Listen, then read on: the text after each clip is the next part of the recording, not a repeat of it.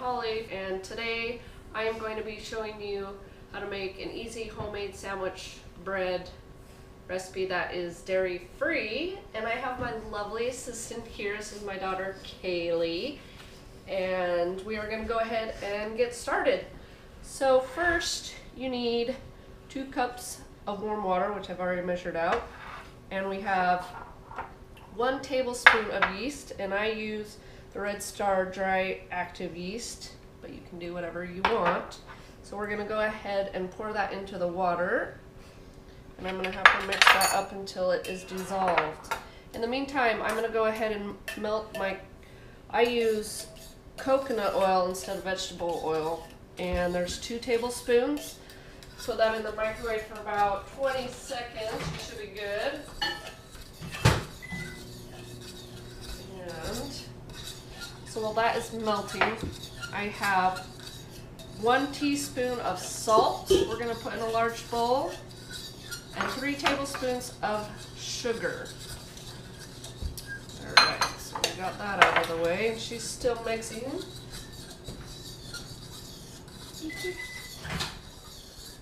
Alright, so now we've got our coconut oil all melted and ready to go. We will pour that in with the salt and the sugar. And this recipe calls for a total of 7 cups of flour. Now you're going to want to first start with 2 cups. She's about done. We should be able to hold on to that. So we've got 2 cups of flour. We're going to mix into here. Okay, start with that. And it looks like that is all mixed up, so we're going to go ahead and add the yeast and water mixture to the flour, a little bit at a time. Okay.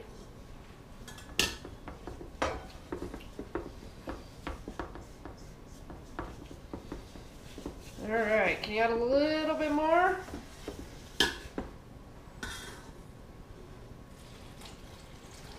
Great. So, let's see if we can show you that it's starting to form a little bit of a dough here. Just keep mixing. You want to get all that flour moist and softened up.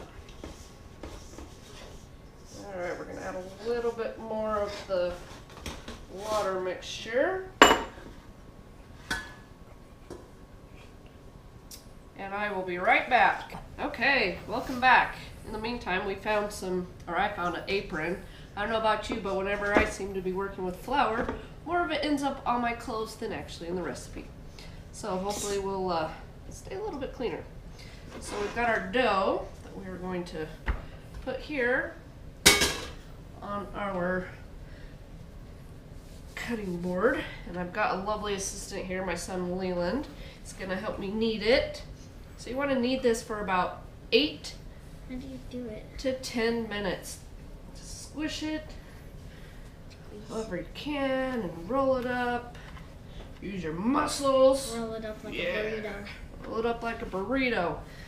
Alright. Here, I'll sprinkle some more flour. And you're gonna want to put flour on your cutting board so the dough doesn't stick, and make sure you have some on your hands as well, or the dough will get really sticky and stick to your hands. But you see how none of the dough is really sticking to our hands because we put flour on it. So after you are done kneading this for about 8 to 10 minutes, you're going to want to put it in an oiled bowl. So we will continue to do this for the next few minutes. We'll get our oiled bowl ready, and we'll be... Okay, so we are going to go ahead and oil our bowl quick here. I'm just using, any vegetable spray or any oil spray you have in your pantry will work.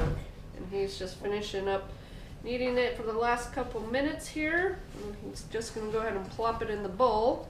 Right now? Yep. Kind of make it into a big mound here in a big circle.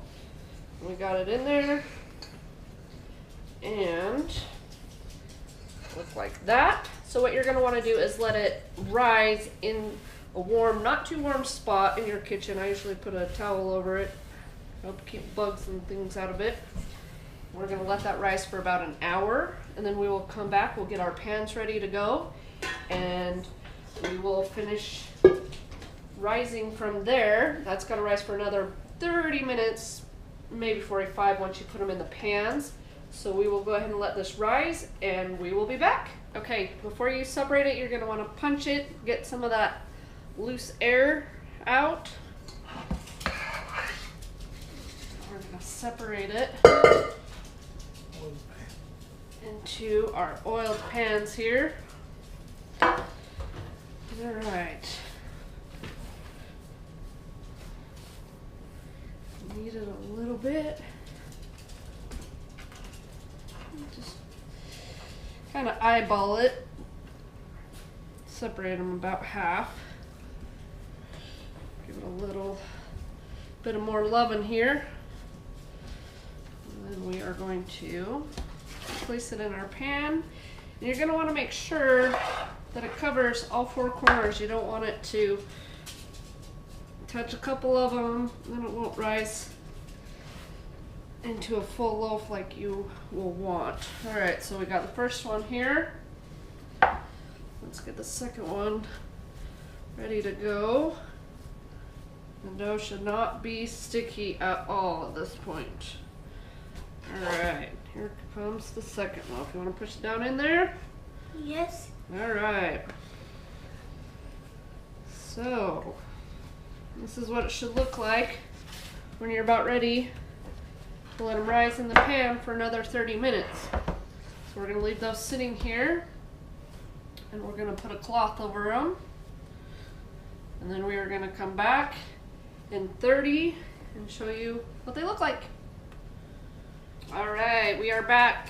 So we have had these rising for about an hour in the pans, and you can see they're, you know, looking pretty good above the rim there. So we're going to go ahead and put them in the oven at 350 for 30 to 35 minutes. We usually put ours in about 30, and they come out perfect, nice and crisp on the top. You want it to, when you pat it, sound hollow inside. So we're going to go ahead and put them in the oven, and then we will take them out in about 30 minutes. All right, just pull them out of the oven. Look great. Nice and brown on top. You're going to want to have some cooling racks so that you can dump them out and let them cool on the cooling rack. And there you go. Wish you could smell them because they smell delightful. Our second one here. See how easy those come out of the pans when they're all oiled? Alright. And that is the recipe for making homemade, dairy-free, quick and easy sandwich bread. Hope you enjoy the video.